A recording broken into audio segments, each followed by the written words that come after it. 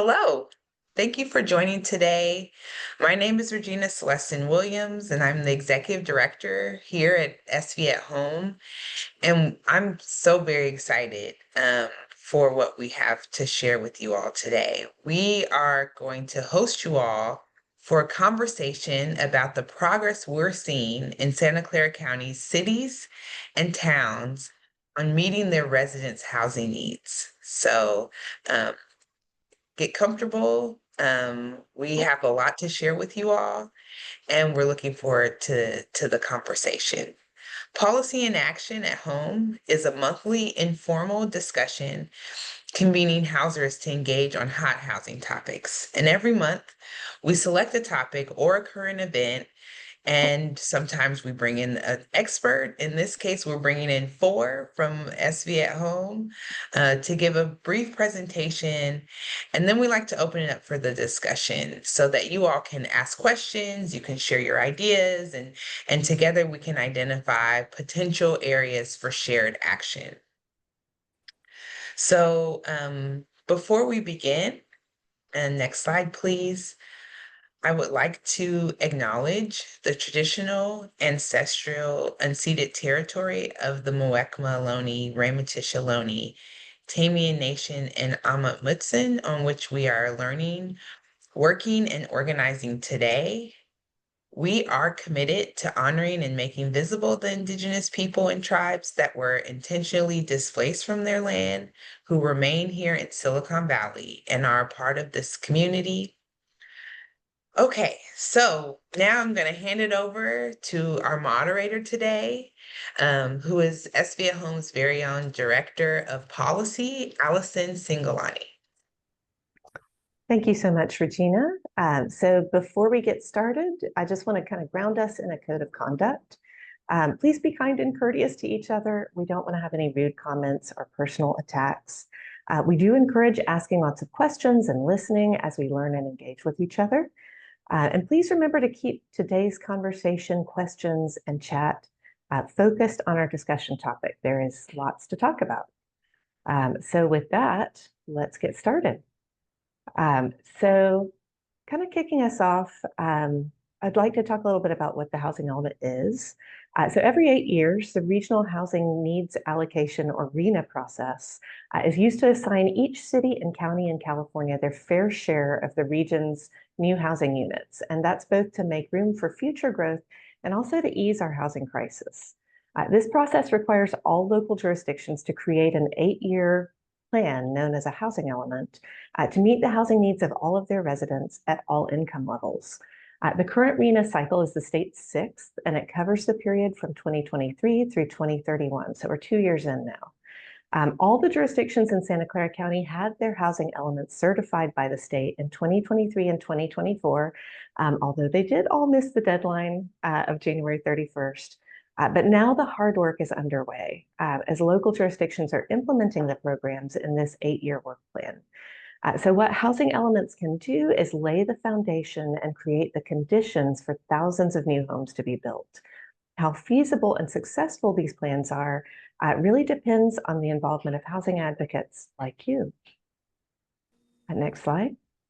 I do want to take a moment to acknowledge the moment that we're in, which is a really difficult one in so many ways. So if you want to curl up and hide your head under a blanket, you're not alone here. In the world of housing, we're facing high and escalating costs, both to build and to operate housing.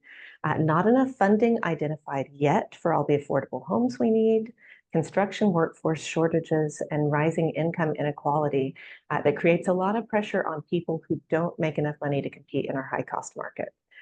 And in this moment of real duress, people need safe, stable, and dignified homes now more than ever. So it's going to take everyone in our community working together, including each of you, to make sure we all come through this in the state that we want to be. Next slide. So I want to start by talking about the new homes we're producing across the rest of our county. And then the rest of our policy team will share about the program cities are working on to try to increase new homes, improve fair housing and access to opportunity for lower income residents, and also to protect tenants from displacement and homelessness. So I want to acknowledge there's a limit to the time we have today and so much to cover and share with you. So do stay tuned to our newsletters over the coming months as we share more analysis of this data with you. We know we need homes for all people at all income levels, and that's why the RENA gets really specific about assigning targets to cities by income level. You can see here that in Santa Clara County, almost as many people have incomes that are at the lower end of the spectrum as incomes that are high. And these are folks that really struggle to compete in our high cost housing market. SV at Home's work is focused on meeting the housing needs of people in those lower income categories. We're able to do that tight focus because we work with partners who work across the spectrum to make sure we're meeting housing needs. It's really important that we don't reduce progress in meeting housing needs to a single number representing all housing units built in a jurisdiction, because that leaves out the information that we need about who we are and aren't building for. We need to break it out by income level to understand the full picture of what's happening. So who are we building for? We can move to the next slide. Cities get credit toward their RENA when a home is permitted. So it's pretty far along in the planning process, but it's not built yet. The RENA covers 8 years and we're 2 years in. So the purple bar that you see there on the chart is where we would expect cities to be now that we're a quarter of the way through the cycle. These are the homes that have been permitted for very and extremely low income residents. The RENA for these two categories is allocated together, and it's expected that the target is divided evenly between very low and extremely low income. So for extremely low income people, these might be a cook or a home health aide, a child care worker, or someone who is disabled or an older adult who's living on a fixed income. Someone very low income might be a retailer, a grocery worker, or a beginning teacher. You can see that only 2 jurisdictions in the whole county are meeting or exceeding the progress we would expect them to make at this point in the cycle. Take a look at Morgan Hill there. They're blowing right out the top end of it there. I also want to note that only the jurisdictions with gold-colored bars are reporting all or most new homes that are deed restricted at this income level. We'll dig into that a little bit more in just a minute. Next slide. So here's our progress on homes for low-income families and individuals. So that might be someone who's an office manager, a construction worker, a firefighter. And again, Morgan Hill is absolutely killing it here. And again, very few jurisdictions are coming close to that purple bar where we would expect them to be at this point in the RENA cycle. And only the jurisdictions with gold-colored bars are reporting all or most new homes that are deed restricted. So next slide. Let's talk about deed restrictions. A deed restriction is what keeps a home affordable to a resident of a certain income. So usually deed restrictions happen when there's some public subsidy of the home, or if a developer of market rate housing is required by the city where they're building to include a proportion of affordable homes. The California Department of Housing and Community Development allows cities to report a portion of some types of homes as very low income or low income, even if they don't have deed restrictions, if they have some documentation to show why the rent would be at that level. So a lot of the units that you see here with this really high proportion of cities that are reporting the non-deed restricted units as low income are accessory dwelling units or ADUs, sometimes known as granny cottages or an in-law unit. And cities in our region are using an outdated study that shows that rents for ADUs tend to be distributed among the income categories. So they can apply those same proportions to ADUs built in the city, even if they don't know what the rents will be or if they'll be rented at all. So I want to point out that relying on non-deed restricted housing for lower income residents is really dangerous, even if it's allowed, because there's no guarantee of lasting affordability. Next slide. There are a lot fewer homes that are deed restricted at the moderate income level, but we're starting to worry a lot less about deed restrictions at this point because people who are earning incomes in this range are generally able to compete in our rental market. Even if the home they can afford might not be as nice or as new as they'd like, they're able to have a safe and stable and dignified place to live. But it's still important to have enough homes for people in this range. So it's important that we are getting closer to that purple bar than where we are right now. Next slide. And finally, here are the new homes for people with above moderate incomes. So these are the homes that the market generally wants to build. They don't require any public subsidy. They mostly just need land use and policies that don't create barriers to new development. So we'll talk a little bit more about that in a moment. We're seeing more cities here exceed or get close to that purple bar where we would expect them to be at this point in the cycle. But there's still a significant gap with some cities that are really struggling. So what are cities working on to improve this progress? One of the most critical components of the housing element are the programs. These are a series of concrete and actionable commitments each city is making to try to meet the housing needs of its residents. So at this point, I'm going to pass this on to Manuel to talk a little bit more about some of the programs for production. Great. Yeah. Thank you, Allison. Just to check really fast. Everyone can hear me okay? Yes. Wonderful. Thank you. Okay. So as Allison mentioned, today I'm going to be speaking on one of the key tools that a lot of jurisdictions committed to implementing or revising in their housing element, which is their nexus study. So what is a nexus study? So a nexus study is a powerful tool to help cities fill their RHNA obligations. A nexus study connects new developments to the affordable housing demand it creates, and it answers the question, how much can we reasonably ask developers to contribute? These studies are data heavy, costly, and take time, but they're what makes policies like inclusionary zoning or housing impact fees defensible in court. This is slightly different from a grand nexus study, which is essentially when multiple jurisdictions combine and collaborate their efforts, reach out to a consultant, and have that consultant conduct the study on their behalf, and then they slightly tweak it in order to, accommodate the needs and the exact, ask that each jurisdiction would be having. The Grand Nexus currently being conducted around the county is culminated by, I believe, 6 jurisdictions, which is Gilroy, Los Gatos, the city of Santa Clara, Los Altos Hills, Mountain View, and Sunnyvale. This specific Nexus study is covering 3 key tools that would help, get either procure funds or create affordable housing. That being through residential impact fees, commercial linkage fees, and inclusionary housing requirements or inclusionary housing, which is what we're actually going to be talking about a lot during this discussion. The goal is to share data, methodology to support stronger aligned policies across cities, which would help cities like Mountain View adjust or defend their programs as development continues to shift. Next slide, please. Thank you. So as I mentioned before, inclusionary housing is one of the elements that cities kind of work towards when they're doing their Nexus study. In the specific context, the Grand Nexus study, and IHO, which is the acronym for inclusionary housing, requires new housing developments to include a share of units at below market rate levels. This helps ensure that growth includes homes for a broader range of incomes. Left to their own devices, market rate development might just create homes at market rate levels, which could be 100% AMI or larger, which is what we're seeing in the current market. So incentivizing them or having to mandate that they, set aside a certain percentage of the units for affordable levels helps to ensure that all the people that live in our county and in our cities within our county have a place to call home. This helps ensure that growth includes homes for a broader range of incomes, which I think is a wonderful thing. Most of these allow alternatives, like in lieu fees, but many, including Mountain View, are now prioritizing on-site production to create mixed income communities. So depending on what a jurisdiction wants to incentivize, they can either really push for the fees, get those fees, and then utilize that money in order to build units, or they can just really prioritize the units to be built within the communities that market rate developers are building. Next slide, please. Thank you. So what's the importance of right sizing? What is right sizing?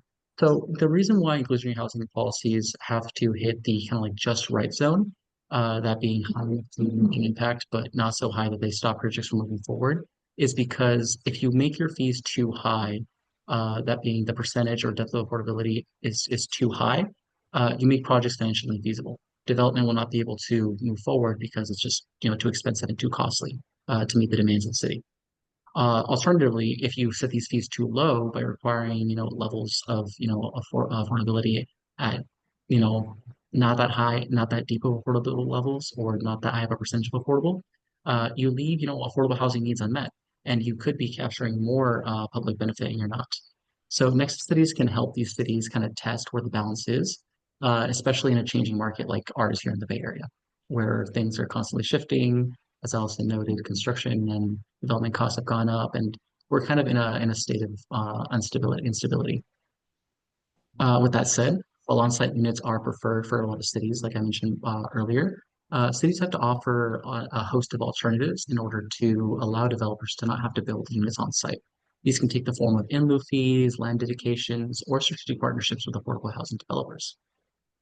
It also can be some combination of these. Maybe you can't pay the full in lieu fee, so you will partner with the affordable housing developer for some of the units and then pay the rest in money in the form of in lieu fees.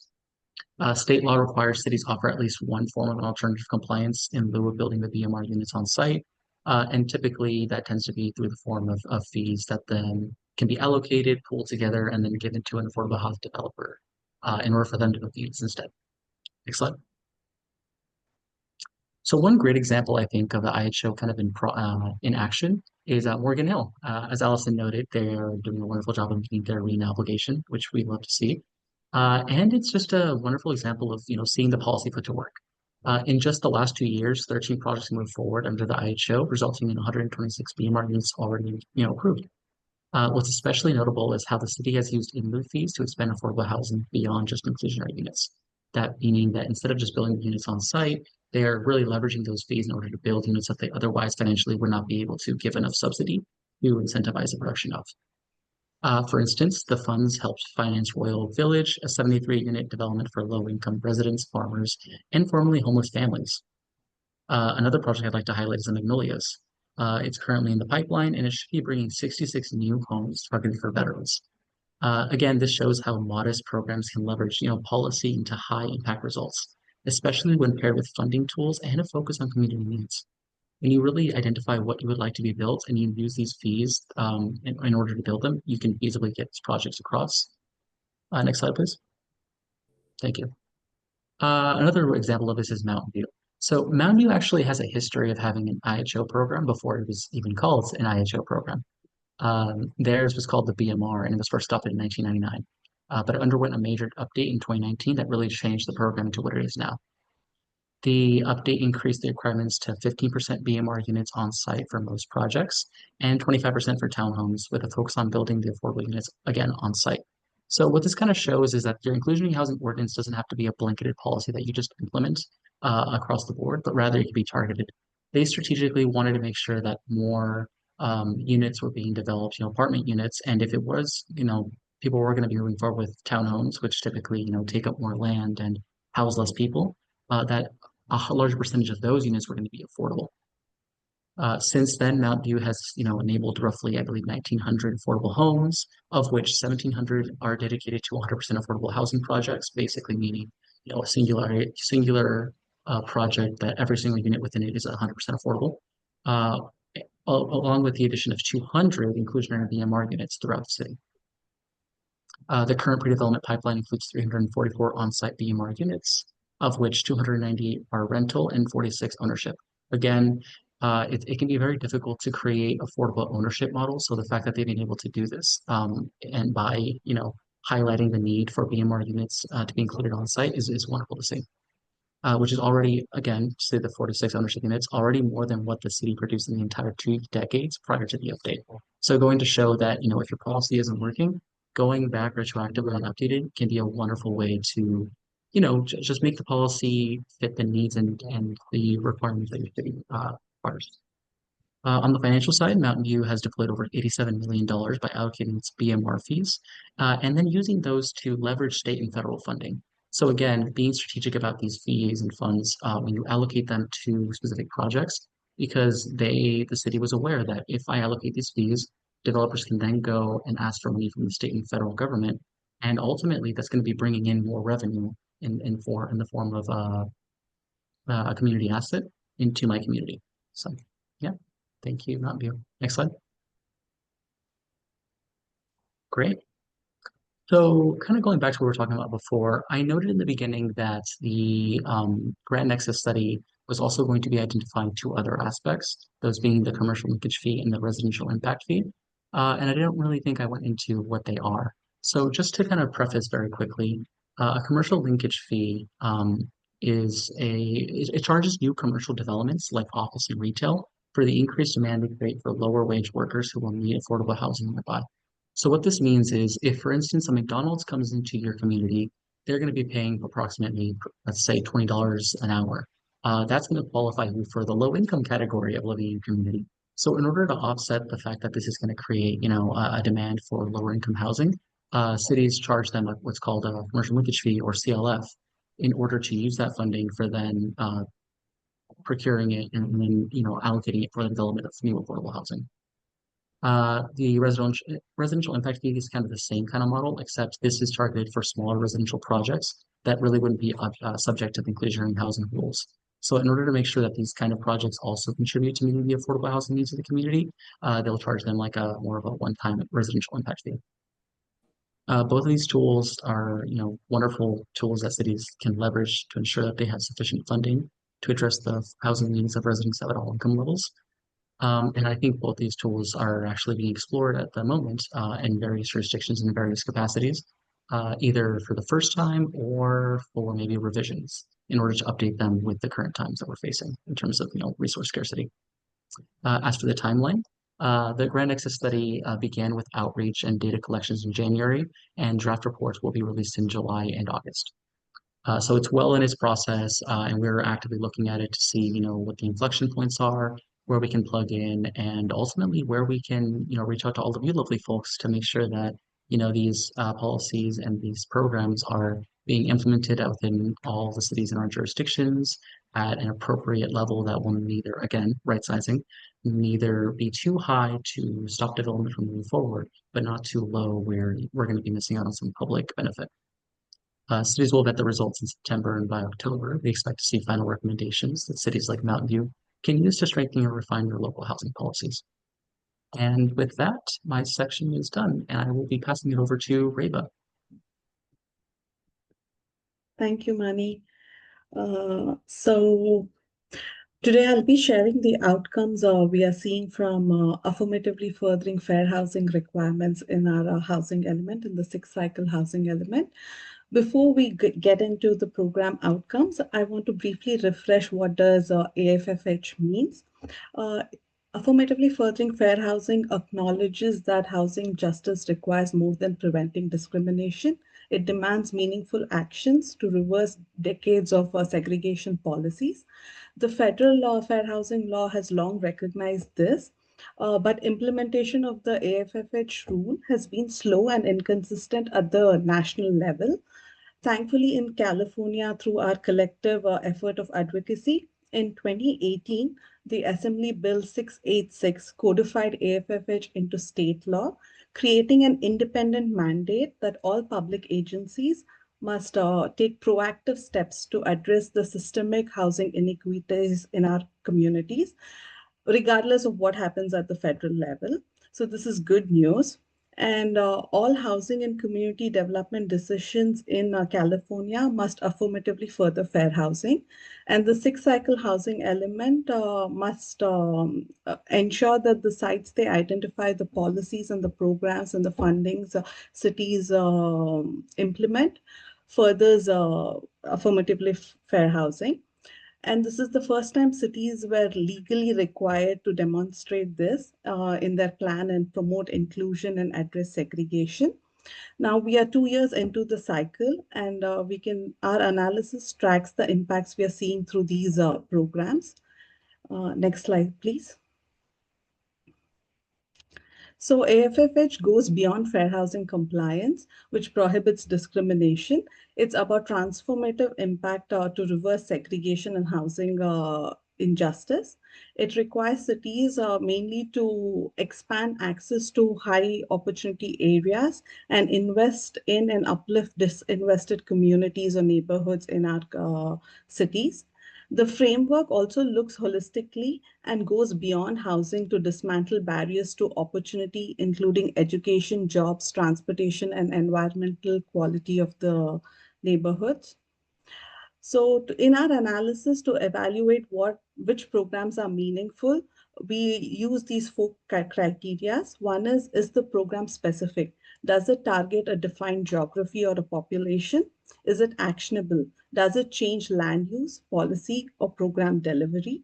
And is it measurable? Are there timelines which the city aims to achieve within the 8-year cycle? And also funding is important, and this has been a little bit challenge for cities to identify additional funds. But with the funds they have they allocated programs with the funding required to achieve uh, affirmatively fair housing is an important criteria. And we are also seeing, it is really nice to see that cities in Santa Clara County are identified programs which are meaningful, and we are already seeing the impacts of it in the 2 years implementation. Today, I'll share trends and promising examples from our housing elements, focusing on two main criteria: the mobility strategies required by AFFH and the place-based strategies. Next slide, please. So what are mobility strategies? They aim to open up high resource neighborhoods, which are often dominated by single family zoning, and they lack less diversity and affordable housing. And AFFH aims to change this, right? So the one of the definition of high resource area, according to the opportunity maps, is that it should have good transit access, quality schools, proximity to jobs, lower environmental hazards, and greater racial and economic integration. And the programs we see adopted by the cities are addressing this.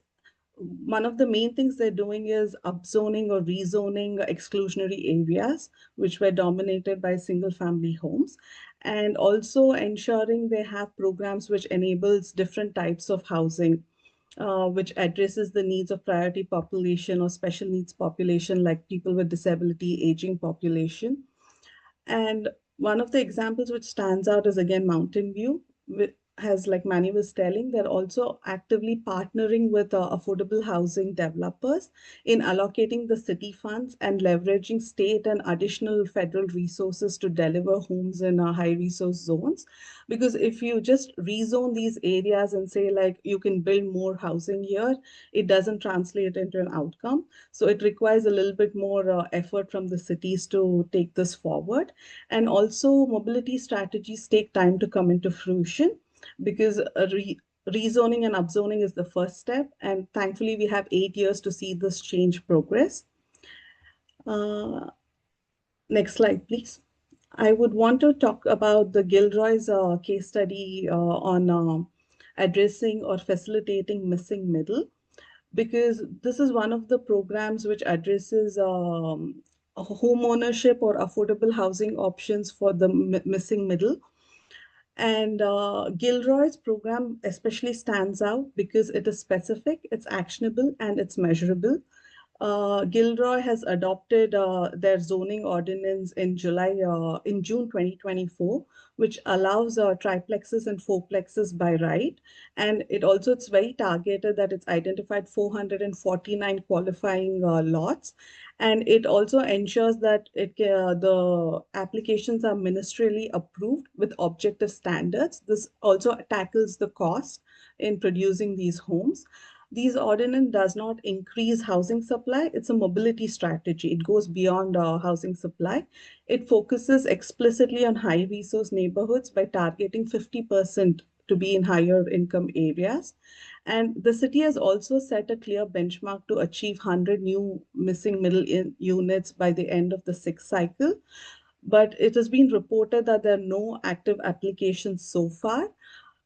This also indicates that cities should do a little bit more in educating or making these policies more attractive. Good thing is, though they have staffing capacity, cities are collaborating at a regional level through Santa Clara County Planning Collaborative to identify strategies and come up with policy implementation which enables uptake of this program. Next slide, please. And then another aspect of AFFH I want to address today is the place-based strategies, which focuses on moderate and low resource neighborhoods. And the law requires cities to invest and improve infrastructure in these neighborhoods and transform these neighborhoods into opportunity areas. And this also provides communities to continue to live where they are and improve their quality of life. And The goals of the place-based strategies should be infrastructure improvement, and it should also be community serving facilities and services, which is identified as the community needs. And it can also be economic development and environmental health. Cities like Milpitas, San Jose, Morgan Hill, and Sunnyvale have adopted place-based programs in the housing element. Milpitas is addressing the street improvement and connectivity, which is very focused on only infrastructure. Morgan Hill is supporting economic activity or promoting economic opportunities in downtown areas. And the progress has been slow, and we're looking forward to seeing the impacts of that. But now I would like to talk about Sunnyvale's incredible program and capital investment. So we see that Sunnyvale has in 2024 has committed $35 million investment in a moderate resource area in northern Sunnyvale, which is informed by community needs to have a new library branch. That's the Lakewood branch library. I believe there's a groundbreaking which has already happened.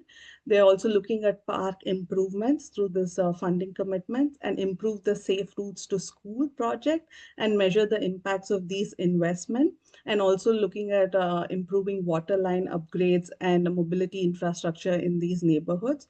And as you can see in the picture, this is the neighborhood sandwiched between low resource and high resource areas.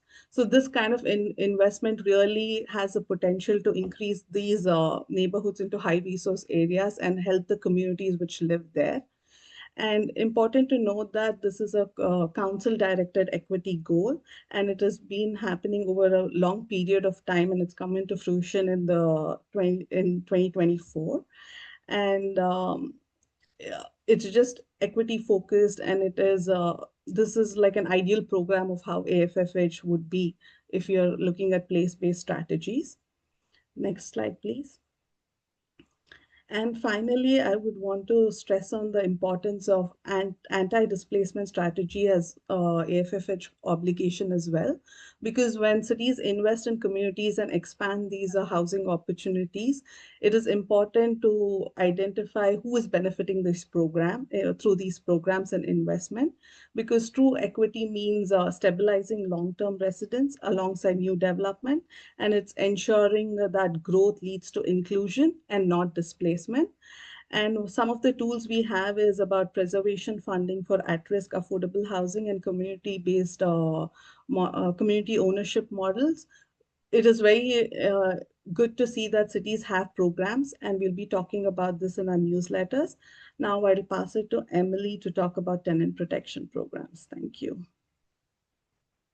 Thank you, Reva. So I'm going to cover some of the tenant protection work in the housing element.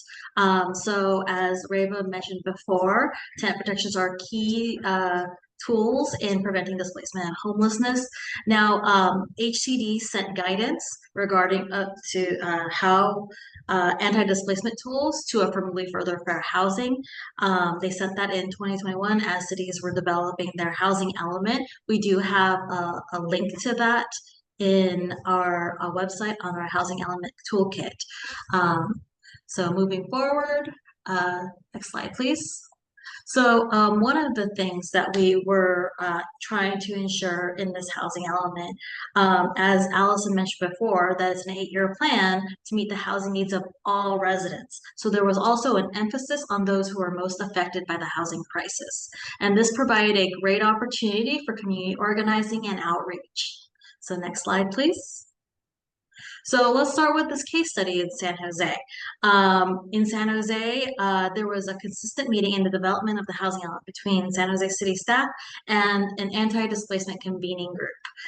At this table, we had tenant advocate groups, community-based tenant groups, and legal aid groups. Together, we identified the gaps in different policies and what the needs are of that community. We also looked up what other cities had and brought it forth to city staff to as a possibility to address some of those concerns that the community had. So one of those programs I wanted to highlight was their program S1, and it was a very large program. It asks for tenant landlord resource centers and an ability for essentially community-based code enforcement. Um, it does lead to an issue of, next slide, please, of Franken programs. In many, especially the tenant protection programs, as cities have defined in their housing element, the programs that they are planning to do. Some of their programs are much larger and more complex and multi-pronged. So they could have one program that has a whole bunch of policies attached to it, or one program that has many different ideas, and it's hard to keep track and hold accountable to. And a lot of this may be because some cities may define one thing as a program, but other cities define it as an action, and other cities define it as a policy. And there was really a overarching uh, overarching glossary of what all cities define as what's a program, action, and what are we going to hold the cities accountable to. So there was a possibility when we look at the annual progress reports, which cities have to put in every year, on how they are doing on the way to housing elements, which is a lot of data that we have been using for this presentation here. Case study, we actually found some good language for Franken programs. It was kind of hit or miss. Palo Alto had decent language when they talked about their progress toward their APR language. They said the policy they were doing, what happened, and when they happened. And sometimes it doesn't have to be that complex. It just says what you have to do. In some cases, how your progress is going toward these programs might be a little bit more complicated. One advantage Palo Alto had is that they have been working on a lot of these policies even before they started working on their housing element for this cycle. So a lot of their tenant protections that they were looking at started as early as 2017. And as you know, the housing element programs were more toward 2021, 2020-ish. So that they were able to have a lot of work done before they were going to take a look at, before they made these commitments in the housing element. They also benefited from going for different grant programs. A significant one was the Partnerships for the Bay's Future grant, to provide some resources for them to undertake a lot of this work. Next slide, please. So some trends that we are seeing in terms of tenant protections with our housing elements. A number of cities are looking at a displaced tenant preference. What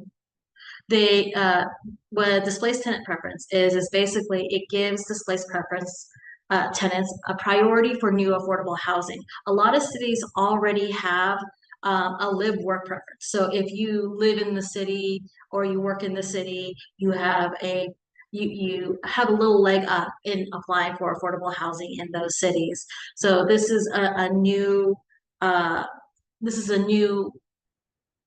preference possibility, is that if you are displaced due to redevelopment or code enforcement or change in affordability restrictions or a natural disaster, you actually get some preference into whatever new affordable housing project the city develops. So this is a program that's in the housing elements of San Jose, Morgan Hill, Mountain View, and Cupertino.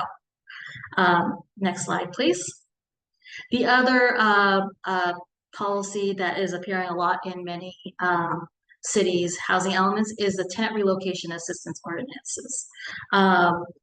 So this expands on the existing state law of AB 1482 and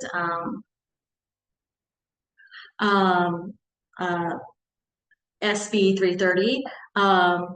And they're making stronger relocation assistance kind of thing. And these are for tenants who are evicted through no fault of their own. As I gave examples in the previous thing of like if they got demolition or changes in requirements. And this is also in the housing elements of Sunnyvale, Cupertino, Santa Clara, Milpitas, Morgan Hill, and Palo Alto. And Sunnyvale and Palo Alto have already adopted their, oh, I'm not done with that slide yet. They are not, they have already adopted their ordinances. So we're moving actually along very well with a lot of these relocation assistant ordinances. And many cities already have this protection. This is probably one of the most common protections that have been really adopted in the most recent years for tenants. Next slide. So overall, there's a lot of policies that we can do, and a lot of cities are working very hard to adopt more and more policies to address the crisis of tenants being displaced and the threat of being placed in homelessness. And so we are looking forward to engaging and continuing this discussion to push forward with that. Next slide. All right, so some key takeaways is that there is a need for clear and complete annual progress reports. This is how those who are following the housing elements and to hold to know that we are moving forward with a lot of these policy goals that people have advocated for during the creation of the housing element. There is for cities, there is a great resource called the Santa Clara County Planning Collaborative. This was mentioned in many housing elements. They're working together on a lot of programs to not just in production, but also some anti-displacement programs. Now, tenant protection policies, they're not limited by the housing element, but it helps gain that accountability and easy tracking of where we are in that program. But you can keep on working. You're not limited. If it's not in the housing element, doesn't mean you can't take on that tenant protection. And so coalition work will also help with community engagement because you also need people watching the housing element. And there's always the next housing element. So please start early in getting what you believe will help alleviate the housing crisis for all our cities. And I'll pass it off to Allison. All right, thank you. We can take the slides down for now. Thank you for dropping questions in the chat. We want to kind of keep those coming, so we'll get to as many of those as possible. I do want to address quickly the question of enforcement, because we're seeing some variation in how well cities are doing at meeting their commitments, and a lot of advocates have questions about what this looks like from the state. So the California Department of Housing and Community Development, which is the kind of the front line for enforcement, is really focused a lot on education and technical assistance. They've indicated all through this process that they're going to work to try to partner with jurisdictions to help bring them in line and provide clarity. However, if there are violations that are not brought into line, if cities are resistant to this, some of the things that HCD can do about these violations is decertify housing elements. If housing elements are decertified, that opens up cities to loss of some local land use control through something called builder's remedy. Cities can lose access to certain sources of funding. So there's some real consequences with decertification. If cities have earned a pro-housing designation, that can also be removed. We saw this happen recently with the city of Fresno. Cities can be referred to the California Attorney General. HCD can also directly take legal action itself. So there are currently active lawsuits that are being filed by HCD against cities, and quite a number that have already cleared that resulted in a stipulated judgment or a settlement agreement that required cities to comply. HCD has also described this process as not linear. So I think at any point in this process, HCD is really working to bring jurisdictions back into line to get the outcomes that we need, rather than really looking for a punitive approach. But they will go there if they need to. Anyone can request review if there is something that you see as that you believe is a clear violation of the housing element program. You can request that HCD takes a look at that. If someone from our team could just drop the link for that in the chat, so folks know how to reach that. I'm going to turn now to a question that we have on. We had a question about funding for special needs populations or for people with disabilities. Reva, this question is for you. So how are cities in Santa Clara County progressing on housing element programs to meet the needs of priority populations or residents with special needs, including growing needs of folks like older adults or people with intellectual and developmental disabilities? Yeah. Thank you. Actually, it's a good thing that during the assessment of housing needs, they had to take into consideration about like the protected or priority needs for people with special needs housing. And we have seen some progress in the 2 years. Like Cupertino, for example, released a NOFA through their below market rate affordable housing fund, which Manuel was talking about in 2024. And they've awarded two developments, the one on Mary Avenue and one on Wolf Road. And they have units for individuals with intellectual and development disabilities, and also focuses for units assigned for extremely low income households. And also in Sunnyvale, they've completed one development through city funding and state funding, the Meridian project, and they have 23 IDD units assigned. Apart from this, we're seeing like, because they have a target to meet in the 8-year cycle, there is good progress happening. And during NOFA, that is Notice for Funding Availabilities, cities are using language to prioritize special needs housing. And this is also supported through the state funding programs. If you have units assigned for special needs or older adults, you get prioritized to receive funding. So that's a good sign. Thanks. Allison, you're muted.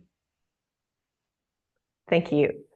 You'd think we'd have that figured out by now. Emily, can you talk a little bit about what real meaningful community engagement looks like?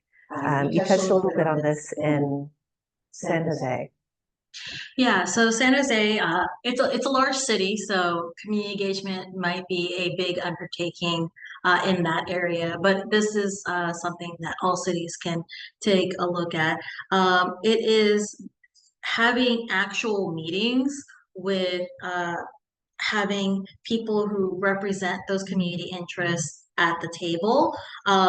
In the case of the anti-displacement convening, it was a bunch of organizations who did work with the populations.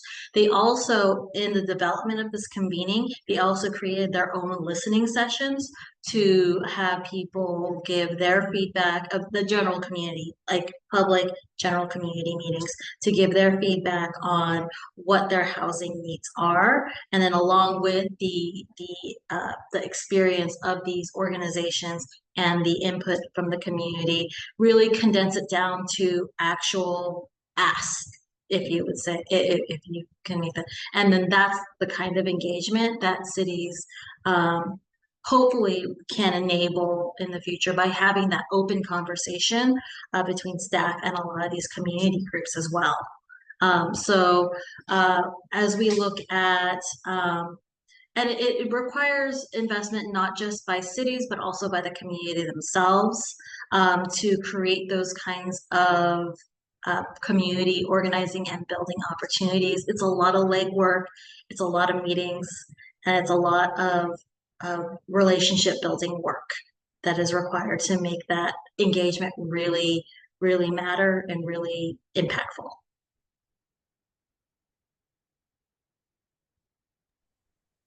Thank you so much, Emily. Next question is for Manuel. What can small cities do if they don't have significant funding to invest in affordable housing? Yeah, of course. I'm glad you asked. So a lot of the stuff that I was talking about was around, how do we either have the units be built on site through different, policy tools, or how do we get money to then allocate towards the development of affordable housing through things like commercial linkage fees and inclusionary housing ordinances? But sometimes, even if you implement those policies, you're not just going to have enough funding to build any sort of affordable units.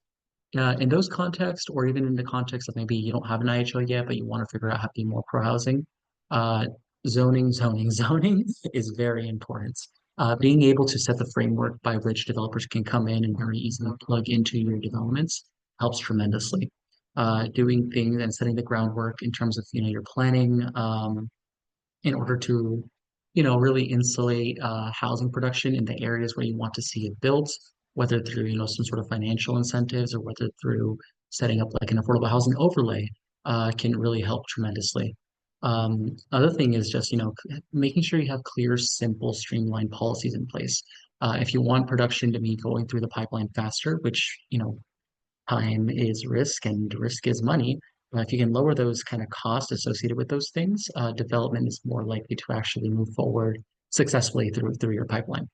The other thing is, just making sure and signaling to developers that you're open to development, making sure that they understand that you're not going to, shut down whatever project they have as soon as it comes to, council, and instead say you're flexible, you're open to work with the developers, you're open to enter into a development agreement to make whatever project they're trying to propose, not only financially feasible, but also, less cumbersome.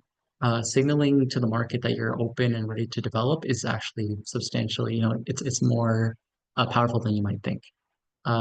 With that said, we also have a lot of informational materials available if any smaller jurisdictions are on this call and, would like us to, come in and give presentations or be a part of maybe like some sort of study session on those, items. We have informational materials available, like, um, pardon me, Allison does our, can't remember the name of the series now. Allison, do you mind reminding me? Foundations of affordable housing. Thank you. And that's the pitch. So if any cities and small jurisdictions are open to, educating their community around, the benefits of affordable housing, we're always happy to help with that. Wonderful, thank you. I'm also seeing some questions in the chat around what we mean by missing middle housing. And that can be kind of confusing because the term can be used in two different ways. Either housing for people with middle incomes, kind of moderate income folks, or it can be used to describe kind of gentle density in single family neighborhoods. So adding things like duplexes or triplexes, fourplexes, in some cases townhomes, that do cost less than a standalone detached single family home. But these are unsubsidized, they're not deed restricted, so they are subject to whatever market costs are. However, they do tend to be more affordable. So while this is not missing middle housing generally is not a solution for lower income homeownership opportunities, it does meet a segment of the market that can afford homeownership or can afford something that's more than a deed restricted affordable home, but can't afford a single family home.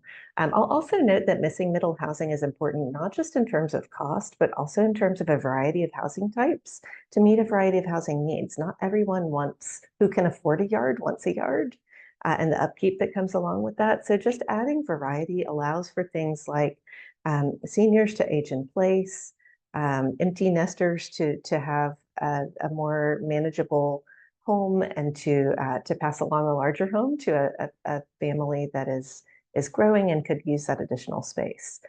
So a variety of housing types, whether they are subsidized or unsubsidized, is still important for the market. I think we are running really tightly on time. If we could put the slides back up, let's go to our call to action, or in this case, call to actions.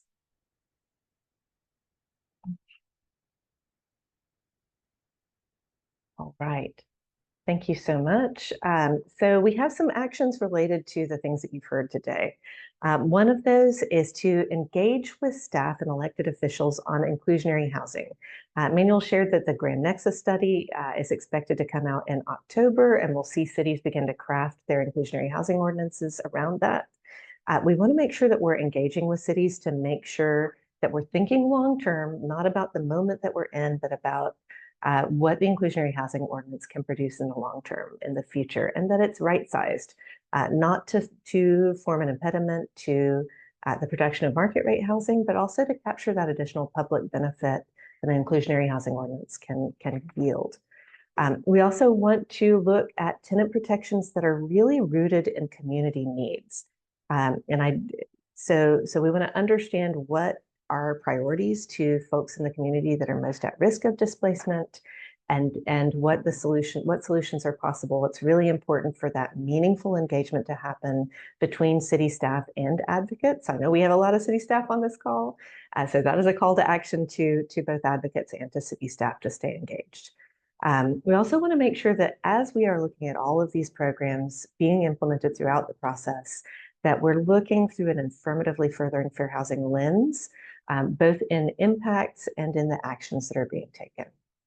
So I invite you all, please, to stay engaged, follow these calls to action, and thank you so much for attending today. I'm going to pass it on to Carrie to close us out.